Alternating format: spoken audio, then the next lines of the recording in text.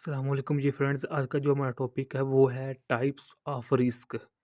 पिछली दो लेक्चर्स में हमने डिस्कस कर लिया था कि व्हाट इज़ रिस्क और इसकी एग्जांपल। एक लेक्चर में हमने इस पर बात की थी कि रिस्क क्या है और इसकी एग्जांपल क्या है इन्वायरमेंटल इकोनॉमिक्स में। ओके, तो फिर जो सेकंड लेक्चर था उसमें हमने देखा था कि जो रिस्क की टाइप्स कितनी हैं। रिस्क की वैसे बहुत ज़्यादा टाइप्स है, लेकिन मैंने 8 8 टाइप्स इधर एक्सप्लेन करूँगा। द सेकंड लेक्चर में मैंने 4 जो एग्ज़ाम थी टाइप्स थी उन पर बात हो चुकी थी, हमारी डिस्कशन हो चुकी थी। अब जो 5वीं, 6ठी, 7वीं और 8वीं टाइप ऑफ रिस्क है इन एनवायरमेंटल इकोनॉमिक्स, उस पर बात करने की कोशिश करते हैं। ओके, तो आइए स्टार्ट करते हैं अपने टॉपिक को। बिस्मिल्लाहिर्रहमानिर्रहीम, सल्लल्लाहु अला मुहम्मद सल्लल्लाहु अलैहि व आलिहि वसल्लम। सबसे पहले हमें पता ये होना चाहिए कि रिस्क कहते किसे हैं। इस पर बाकायदा से एक वीडियो बनी हुई है कि what is risk and it's example. आप वो वीडियो देखेंगे, उम्मीद है आप लोगों को इन टाइप्स की भी अच्छी तरह समझ आ जाएगी। तो इधर इसको मैं एक्सप्लेन कर देता हूँ, इनके हाईलाइट कर देता हूँ कि रिस्क है क्या। रिस्क जिस तरह हमें नाम से ही शो हो रहा है कि रिस्क, कि किसी चीज़ में रिस्क ले लेना, खमा यानी कि आने वाले वक्तों में, फ्यूचर में हमें ये नहीं पता कि हम जो काम करने जा रहे हैं या हमको हम जो स्टार्ट कर चुके हैं या किसी काम का हम फैसला कर चुके हैं वो आने वाले वक्तों में हमारे लिए बेहतर है या नहीं। उसका कितना हमें नुकसान होगा, कितना फ़ायदा होगा, वो हमें नहीं पता होता। तो इस प्रोसीजर को हम कहते हैं रिस्क। ओके, तो ये है 5वीं टाइप, 6ठी टाइप, 7वीं टाइप और 8वीं टाइप। ओके, जो सेकंड वीडियो थी उसमें हमने पहली टाइप दी थी, वो थी सिस्टमैटिक रिस्क। सेकंड टाइप थी अनसिस्टमैटिक रिस्क। थर्ड टाइप थी हमारे पास पॉलिटिकल पॉलिटिकल रिस्क। और फोर्थ हमारे पास जो टाइप थी वो थी फाइनेंशियल रिस्क। ओके हो गया। अब हमारे पास जो फिफ्थ टाइप है वो है सोशल रिस्क।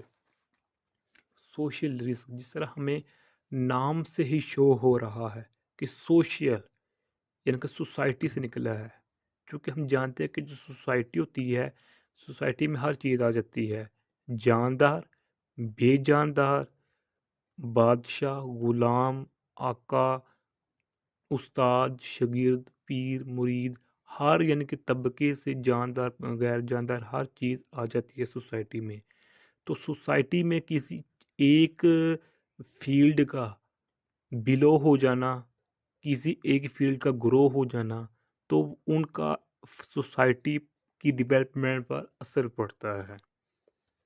ओके, अगर मिसाल के तो हम इसकी मिसाल लेते हैं। अगर एक सोसाइटी है उसमें अगर किसान जो लेबर्स हैं हमारे पास, किसान जो ज़राअत खेती बाड़ी करते हैं, हम इनकी मिसाल लेते हैं। अगर वो काम करना छोड़ दें तो हमारे इन्वायरमेंट की, हमारे सोसाइटी की जो डेवलपमेंट है वो ऑलमोस्ट कह रहे रुक जाएगी। क्योंकि ज़्यादातर हमारा जो डेवलपमेंट होती है सोसाइटी की वो ज़राअत पर यानी कि ज़मीनों की कटाई यानी कि फसलों पर मुनहसर होती है, किसी भी मुल्क की, किसी भी सोसाइटी की। तो इसका क्या हुआ कि एक फील्ड ने कम कर दिया, तो उसका नतीजा क्या निकला? नेगेटिव निकला। इसी तरह अगर हम इसी की एग्ज़ाम्पल लें कि अगर ज़राअत किसी सोसाइटी की, किसी मुल्क की अच्छी है, तो उस मुल्क की इकोनॉमी बहुत अच्छी होगी। तो ये भी क्या हो गया? ये भी एक तरह का रिस्क है। ओके, तो सोशल रिस्क में ये आ जाता है कि ये अब एक सोसाइटी है उसमें हर चीज़ें हैं। अब ये नहीं पता कि आने वाला वक्तों में क्या जो हमारे पास इकोनॉमी है वो बिलो हो जाएगी, क्या हमारा एजुकेशनल सिस्टम बिलो हो जाएगा, क्या हमारी एग्रीकल्चर जो एग्रीकल्चर वैल्यू वो कम हो जाएगी, क्या हमारी इमोरल वैल्यू कम हो जाएगी। ये हमें नहीं पता कि आने वाले वक्तों में हमारे मुल्क के साथ, हमारे मुल्क की इकोनॉमी के साथ, हमारी सोसाइटी के साथ क्या होने वाला है, ये नहीं पता। ओके, तो इसको कहते हैं हम सोशल लिंक, सोशल रिस्क कहते हैं हम इसको हम। ओके, इसमें हम देखते हैं कि लेबर इश्यूज़ यानी कि जो मज़दूरों के इश्यूज़ आ जाते हैं, उसके बाद ह्यूमन राइट्स आ जाते हैं, इसके बाद पब्लिक हेल्थ आ जाते हैं, पब्लिक हेल्थ इश्यूज़ आ जाते हैं, पॉलिटिकल अनसर्टेनिटी इसमें आ जाती है। तो ये तमाम चीज़ें सोशल रिस्क में मौजूद होती हैं। अब हमारे पास जो फिफ्थ टाइप है वो है मैनेजमेंट रिस्क। जिस तरह हमें नाम से शो हो रहा है कि मैनेजमेंट, मैनेज करना। मिसाल के तौर पर अगर एक फैक्ट्री है, एक कंपनी है, तो उसके मालिकान, उसके ओनर्स जो भी हैं, तो वो अपने यानी कि एक बाहम मशवरा करते हैं मज़दूरों के साथ कि हम अपनी फैक्ट्री को, हम अपनी कंपनी को अगर इस तरह चलाएँगे तो हमें इतना नुकसान होगा, हम इस तरह चलाएँगे तो हमें इतना नुकसान नहीं होगा, हम इतना फ़ायदा होगा, इतना फ़ायदा नहीं होगा। तो ये क्या है कि मैनेजमेंट बना लेना।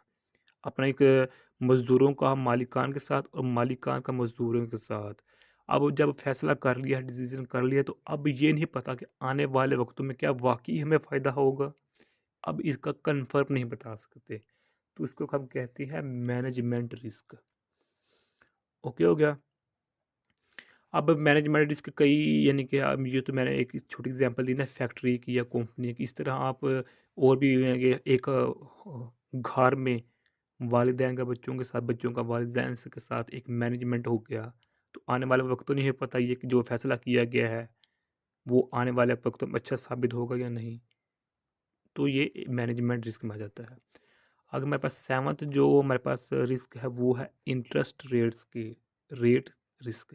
जिस तरह हमें नाम से शो हो रहा है इंटरेस्ट रेट, यानी किसी चीज़ में इंटरेस्ट ले लेना किसी।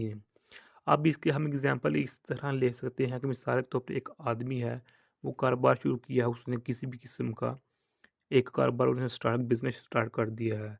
तो वो अब एक बैंक से कोई लोन ले लेता है, कर्जा ले लेता है सूद की बिना पर। वो सूद की बिना पर बैंक से कर्जा ले लेता है या गवर्नमेंट से कर्जा ले लेता है कि मैं आपको एक साल, एक साल की मुद्दत के बाद 15% आपको क्या नाम लेते हैं सूद दूंगा। तो अब अगर उसका काम स्टार्ट होने लग गया तो उसको उस काम में अपनी दिलचस्पी पैदा होने लगी है, तो वो लोन ज़्यादा भी ले सकता है, यानी कि 15 की बजाय अब वो 20% लोन लेकर ज़्यादा कर्जा लेगा ताकि मेरा कारोबार अच्छे से अच्छा चल सके। तो अब इसको ये नहीं पता कि जिस पर मैं अपना सूद की बिना पर जो कर्जा ले रहा हूँ बैंक से, अब मुझे ये नहीं पता कि मुझे बज़ाहिर तौर पर मेरा कारोबार अच्छा नज़र आ रहा है, चल रहा है, लेकिन आने वाले वक्तों में ये नहीं पता कि इसके साथ मेरे कारोबार के साथ क्या होने वाला है। अब इसको कोई गारंटी नहीं दे सकता। ओके, ये इसकी एग्जांपल हम ले सकते हैं इंटरेस्ट रेट्स की। लोग रेट रिस्क हो गया। इसके अलावा इंटरेस्ट रेट्स की रिस्क कई और चीज़ों में हो सकता है, यानी कि गाड़ी खरीदने में, यानी कि एक आदमी है, पहले मोटरसाइकिल यानी कि बाइक चलाता था, अब उसका इंटरेस्ट बढ़ गया कि मैं कुछ नई चीज़ खरीदना चाहता हूँ, कार खरीदना चाहता हूँ, कि वो क्या है कि तरह की इंटरेस्ट इंक्रीज हो चुका है। ओके, ये भी हम इसकी एग्जांपल ले सकते हैं। तो एग्जांपल दी है ये सूद, चूँकि हम इस्लामी जमहूरिया पाकिस्तान में रहते हैं, तो इस्लाम में वैसे ही सूद हराम है। ओके, आगे हमारे पास जो ईट हमारे पास रिस्क आ जाती है वो आ जाती है कंट्री रिस्क। ये भी हमें जिस तरह नाम से शो हो रहा है कंट्री, कि कंट्री एक मुल्क का दूसरे मुल्क के साथ इन्वेस्टमेंट कर लेना। अगर हम अपने इस्लामी जमहूरिया पाकिस्तान की बात करें तो पाकिस्तान का चीन के साथ जो मुआहदा हुआ, सी पैक का जो मुआहदा हुआ है, ये क्या है, एक मुल्क का दूसरे मुल्क के साथ रिस्क है, इन्वेस्टमेंट कर लिया है। पाकिस्तान और चीन ने जो आपस में मिलकर एक इन्वेस्टमेंट की है सी पैक की सूरत में। अब ये नहीं पता, अब जो मौजूदा यानी कि ख्यालात ज़ाहिर की जब वो यही है कि इससे पाकिस्तान को ज़्यादा फ़ायदा हासिल होगा और चीन को भी फ़ायदा हासिल होगा। लेकिन आने वाले वक्तों में ये नहीं बताया जा सकता कि अब जो हमें नज़र आ रहा है, मिसाल के तौर पर 60% पाकिस्तान को फ़ायदा हासिल हो रहा है और 40% चीन को फ़ायदा हासिल होगा। अब ये कन्फर्म नहीं किया कहा जा सकता कि आने वाले वक्तों में क्या वाकई ही पाकिस्तान को कितना फ़ायदा होगा, क्या वाकई ही चीन को कितना फ़ायदा हासिल होगा, ये कन्फर्म नहीं बताया जा सकता।